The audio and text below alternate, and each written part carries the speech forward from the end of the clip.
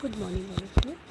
Today I am giving you the video of chapter number 2 for class 8 expansion of the British Empire. Now, as you all know, as it is shown in the PPT as I have shown you in the diagram, we see in 1498 Vasco da Gama came to India.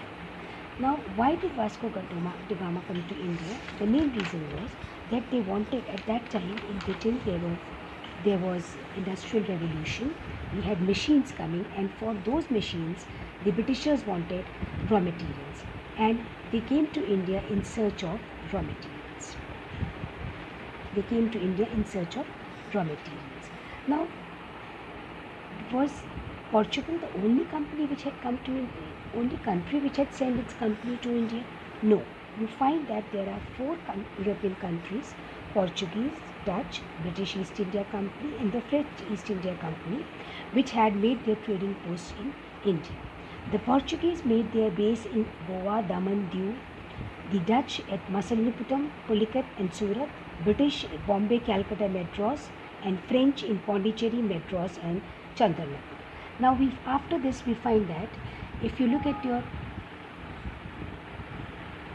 the different companies came to India. The East India Company in 1600 acquired a charter. Charter means a permission from the ruler of England, that is at that time we had Queen Elizabeth I, which gave this East India Company the sole right. Only this company could trade with the East. Now, this means all the profit would be kept by this company. Now, not only the East India Company, we had in 1612 the East India Company, English East India Company, established its first factory at Surat. They obtained a permission from the Mughal Emperor Jahangir and started their factory in 1612 in Surat. In 1662, the King Charles received the island of Bombay from the Portuguese in dowry when he married the Princess Catherine de Braganza of Portugal. The East India Company also acquired 3 villages in Bengal and formed the city of Calcutta. Very soon, the East India Company established its control over Bombay, Calcutta and Madras. Next we come to second most important as the French East India Company. The French were also very close to the British. In 1664, they established the French East India Company and set up their trading post at Pondicherry, Chandranagar, Mahe and Caracal. By 18th century, we had Governor General of French territories Dupleix. Now, Dupleix was one person who wanted to establish the French rule in India, and because of that, there was a direct conflict between the French and the Britishers. Now, this conflict for trade rivalry is what is called as the Anglo-French rivalry. Both the companies wanted to establish their supremacy for trade in India, and for this we had these wars were fought in Carnatic, and for this we had different wars which are called as the First Carnatic War, Second Carnatic War and the Third Carnatic War. Now, the First Carnatic War was fought in 1744 to 1748. Basically, this war was not fought in India, it was fought in Europe. We had 2 powers. One power had the Prussia, Spain, France, Sweden on one side, and the second one had English, Dutch, Russia, and they were fighting for their monopoly. Now, a treaty was signed in 1748 which is called as Aix-la-Chapelle. According to this treaty, the dispute was solved. But this war continued in India. How? The first British ship came to India near the Coromandel coast and they threatened the French territory of Pondicherry. Pondicherry जो था वो Britishers ने ले लिया और in retaliation the French took the possession of Madras.